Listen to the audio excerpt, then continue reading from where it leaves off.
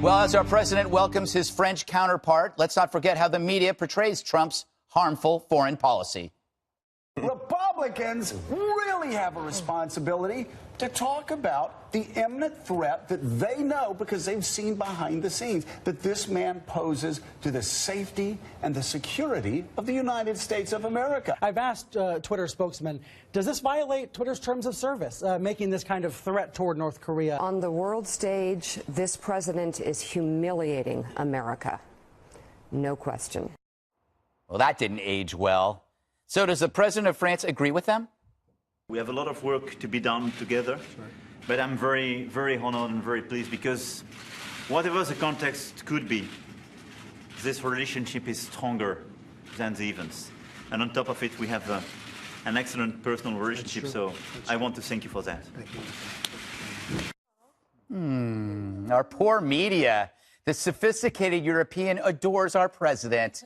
And why shouldn't he? He is adorable. It's a great honor that you're here. But we do have a very special relationship. In fact, I'll get that little piece of dandruff for that little piece. We have to make him perfect. He is perfect. Oh, my God. Someone break out the therapy llamas, because every single narrative the media uses to slime Trump seems to flunk the reality test. It's a difference between Trump and Obama. Obama was beloved by our media, but our global adversaries saw him as a mark. Trump is despised by the media, but effective on the world stage. Let's review that world stage, shall we? Well, ISIS is more than handled for now. North Korea, bold moves by Trump may create an historic thaw. Syria, he drew red lines and then he enforced them. He made that historic visit to the homes of each major religion. He embraced the new Saudi leader, a key ally. He recognized Jerusalem as Israel's capital. And behind it all, he's rebuilding our military, telling the world that his priorities are that. And it ain't the vanishing polar bears. In short, Obama was the substitute teacher you could spin in 6 different directions. Trump is the scary football coach who runs detention. Here's what he said about Iran. If Iran threatens us in any way, they will pay a price like few countries have ever paid. Wow.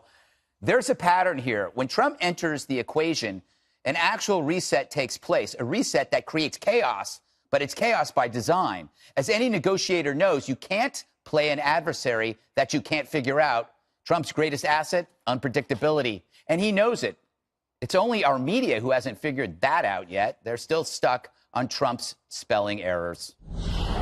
So, Pete, on a scale of 1 to nothing, to 10, everything. Is Donald Trump the greatest president that has ever lived? Indeed. Can I buy an 11? Yes. I mean, please. That was a layup. Yes, I got to tell you Come something. on. I mean, you nailed it. I will give you your kudos. Thank you. As I know you appreciate. I enjoy a good kudo. The unpredictability is the key. When you're strong and you have confidence and you believe in American power, then people, your adversaries fear you and your allies respect you. And in some ways, what President Trump has done is a layup in foreign policy. He decided to stand by our traditional allies and stand up to the enemies of the free world. Yeah. Whether it's China on trade, whether it's North Korea, whether it's dictators, whether it's Iran. I think he'll scrap the Iran deal in spite of Emmanuel Macron's attempts to do otherwise. We haven't needed the French since, I think, 1775, but it's nice to have them. And it's good to have him then, that's for sure. Yes, exactly. You know, Juan, They've been resting. Juan, you were saying in the green room to me earlier, I have to admit, Donald Trump is the greatest president that ever lived. I overheard so it. Yeah. Pete bought an 11. I'm looking for a 12. But maybe it's a baker's dozen, because I think 13 is the bad luck here. Oh, my gosh. That was pretty good, I have to say. I am struck by what you're saying, because when I think about foreign policy, and I think to myself, wait a second, this is the guy you say enforced a red line. Of course, he was saying we should get out of Syria. Right. And then you had Republicans saying, oh, no, you better stay because you don't want to start any trouble. You need a force there. And then he supposedly enforces a red line. And, of course, then you have people saying, well, this was pretty ineffectual. He didn't do much here. So what is exactly the strategy? We don't have a strategy. And then I think to myself, well, let me listen to Greg. Greg is saying this guy is a great foreign policy leader. So I think to myself, well, that must mean that Macron has come across the ocean and he's saying, oh, Mr. President, thank you. Right. But in fact, he's saying you're wrong on the Iran deal. He's saying you're wrong on trade. He's saying you're wrong on Syria. And then Angela Merkel is coming at the end of the week, and she's going to, is she going to pat President Trump out? No, she's going to enforce what Macron has said to Trump about disagreements. But the thing that's interesting about President Trump when he has these meetings, whether it's with adversaries or whether it's with allies, is he always focuses on the agreement first. And as you've seen him come through the first year of his presidency, he has emboldened the allies, and he's kind of distanced himself from the people who aren't necessarily in our interest. Turkey is one of those examples. When it comes to Syria, he addressed that today. He talked about the Iran deal, he talked about the Syria strategy being, look, we want to get out eventually, but we have to have a plan because we don't want the Mediterranean, as he said, to be a free-for-all for the Iranians, and we're controlling that territory now. When it comes to the Iran deal, I also believe, based on the president's rhetoric in the past few months and also today, he said it was built on decaying foundation and has continued to decay, that the language is telling us he's going to scrap it. But the agreement is not necessarily, or the disagreement isn't necessarily the Iran deal is bad. There's agreement on that. There's just disagreement about how to fix it. Yeah, what's plan B? And whether you can fix it. Yeah, so they're going to tag team him a little bit European style, right? So you had somebody that he has a very good relationship with interpersonally, has a lot of charm and warmth, and they seem to get along, besides the dandruff comment, well with one another. Head and shoulders, You somebody. can really trust somebody when you do that, when you pick dandruff off their tire. No, That's what the They're not animals gonna do. lie to They you. groom each other and pick them, but then they usually eat the butt. Yeah, but I the saw it on problem National is Geographic. the problem is What? that he's calling out the guy for having dandruff. Well, Yes. that's like a little bit, yeah, but you know, anyway. He is who he is. The French like that. The French like that. They have a glass of wine later and they forget all about it. So what's going to happen is now Merkel has a much more contentious relationship. She's been quite critical of the president, but she's going to have to roll that back a little bit in terms of trying to get some diplomacy, because there are things that the two of them want. They want to be able to have him reconsider the Iran nuclear agreement, and he wants them to get involved and go along with what he wants to do as it relates to Syria and Iran in terms of that, geopolitical area that is strife with problems in the Middle East. So in terms of that, he's already got in his head some kind of negotiating chip of they're going to have to play ball. They're going to have to be respectful. She's going to have to stop with the incessant criticism, because guess what? She's no longer the Iron Lady of Europe that she was. No. She has been tremendously weakened politically across Europe with the problems that she's had there and in terms of the elections, et cetera. So see what happens at the end of the week. And I would argue, too, that the president has actually taken a little bit of pressure off of the Europeans by calling on the Arab nations around Iran, who are very concerned about them restarting their nuclear program, which they've threatened to do.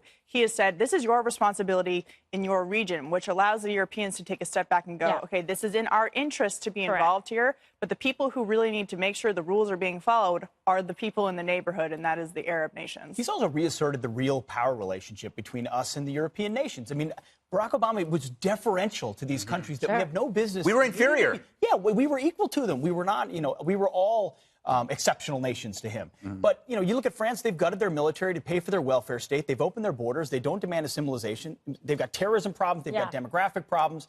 They aren't the world power they used to be. Sure, they own a seat on the Security Council. That's thanks to us in the UN. That whole global system is largely irrelevant. He's sort of just patting, wiping off the dandruff and patting him on the shoulder. I do not have dandruff. No, you don't. For the record, I do not. Nice to have you here, but we don't really need it. In France, they call it shoulder snow. Just so you know. Shoulder Very snow. Quite sophisticated. delightful. Yes. Look at Juan. Juan's like, what am I doing here? I don't know. You're in a but good mood because Trump made you laugh today. well, he did. The president is humorous. Well, actually, I was hoping that I would get some of the lamb. I understand they're having lamb at the state dinner My tonight. favorite. Dover sole last night, lamb tonight. lamb. I'm glad he's draining the swamp of all these elitists, who engage in this kind of behavior. Oh, it's lamb elitist food? Lamb chops. Yes. At a state dinner. What is it, for $150? Not a big state dinner, a tiny state dinner. I love it. Next time. You know what? Jesse's not here, so you need somebody in that. Typical liberal quibbling the details. I know. Going after his spelling and his food. By the way, can I just show you one? Okay. This is, I just want to show you how special this relationship is. That every world leader, when they meet Trump, they come away with a special feeling. Take a look at this. Thank you. Thank you very much. Thank you very much. Thank you. Thank you. I like him a lot. It's an honor to call you my friend. Thank you. Thank you. Thank you.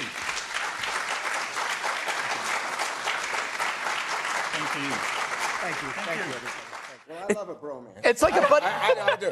It's a buddy comedy. Yeah, it's a Buddy comedy. It's what is you that, want to Good do with Cop, Jake Bad Tapper Cop? every day. More like Lou What's that Dobbs. cop movie? I forget what the cop. Well, it could be 48 hours. 48 hours, something like Yes, that. 48 But the hours. Or Lethal Weapon. The problem here, the big problem is that you have Macron and the Europeans, that you guys, I mean, you sound like Don Rumsfeld, old Europe. I mean, they. It is old. Yeah, but I mean, Europe, guess what? As Macron has said, the United States needs allies. We do need We have friends. allies. And they are our principal allies right now, especially in the war against terror.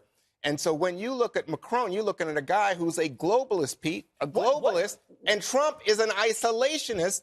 And that's why the tariffs issue, the trade issue. So he gets is so along. You should be celebrating the fact that he can work in this fashion with someone who perhaps is ideologically different or disparate than him. No, What a I'm home fine. run. Thank you for I'm making the fine point. with that. No, but and actually, one, I hope that Macron is able to talk to him about the tariffs. Maybe the tariffs is part of a bigger thing that Trump is working on to get like something that we're not seeing, because I hate tariffs, and I hope that changes. But it seems to me that he listened to him about Syria. He listens. Yeah, but Larry Kudlow is in there now, so let's see. Europe exempted from the tariffs? I thought. No. They have. No, the tariffs would affect Europe, and specifically for the French. I recall They haven't happened. Sarah Sanders saying that they took them off. They but haven't happened yet. Shall we move on, you guys? Cheese and wine is still going to come in here. Don't worry. Yeah, All right. Exactly.